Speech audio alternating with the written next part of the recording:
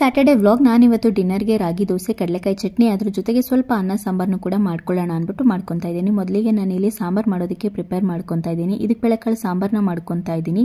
ನೀವೇನಾದರೂ ಈ ಸಾಂಬಾರನ್ನ ಬ್ರೇಕ್ಫಾಸ್ಟಿಗೆ ಮಾಡಿದರೆ ಇದಕ್ಕೆ ಬೆಸ್ಟ್ ಕಾಂಬಿನೇಷನ್ ಅಂದರೆ ಪೂರಿಗೆ ತುಂಬಾನೇ ಚೆನ್ನಾಗಿರುತ್ತೆ.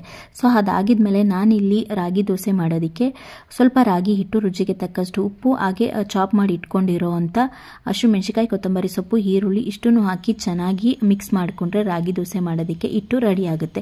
ಹಾಗೆ ನಾನಿಲ್ಲಿ ಕಡಲೆಕಾಯಿ ಚಟ್ನಿ ಮಾಡೋದಕ್ಕೆ ಕಡಲೆಕಾಯಿ ಬೀಜನ ಚೆನ್ನಾಗಿ ಹುರ್ಕೊಂಡು ಅದಕ್ಕೆ ರುಚಿಗೆ ತಕ್ಕಷ್ಟು ಉಪ್ಪು, ಹಾಗೆ ಹಸಿಮೆಣಸಿನಕಾಯಿ, ಕೊತ್ತಂಬರಿ ಸೊಪ್ಪು, ಮೆಣಸು, ಬೆಳ್ಳುಳ್ಳಿ, ಕರಿಬೇವಿನ ಸೊಪ್ಪು, ಹುಣಸೆಹಣ್ಣು ಇಷ್ಟನ್ನು ಹಾಕಿ ಸ್ವಲ್ಪ ನೀರನ್ನು ಹಾಕಿ ಚೆನ್ನಾಗಿ ರುಬ್ಕೊಂಡ್ರೆ ಕಡಲೆಕಾಯಿ ಚಟ್ನಿ ರೆಡಿ ಆಗುತ್ತೆ. ಅದಾಗಿದ್ಮೇಲೆ ಆನಂದ್ ಬಂದ್ಮೇಲೆ ನಾನು ಬಿಸಿ ಬಿಸಿಯಾಗಿ ರಾಗಿ ದೋಸೆನ ಹಾಕೊಂಡು ನಮ್ಮ ಡಿನ್ನರ್ನ ಕಂಪ್ಲೀಟ್ ಮಾಡಿದ್ವಿ. ರಾಗಿ ದೋಸೆ ಅಂತೂ ತುಂಬಾನೇ ಚೆನ್ನಾಗಿ ಆಗಿತ್ತು. ಅದರಲ್ಲೂ ಹಸಿಮೆಣಸಿನಕಾಯಿ, ಕೊತ್ತಂಬರಿ ಸೊಪ್ಪು, ಈರುಳ್ಳಿನ ಹಾಕಿದ್ರಿಂದ ತುಂಬಾನೇ ಚೆನ್ನಾಗಿತ್ತು. ಇವತ್ತಿನ ವ್ಲಾಗ್ ಇದಾಗಿತ್ತು. ಮತ್ತೆ ಸಿಗ್ತೀನಿ. ಬಾಯ್.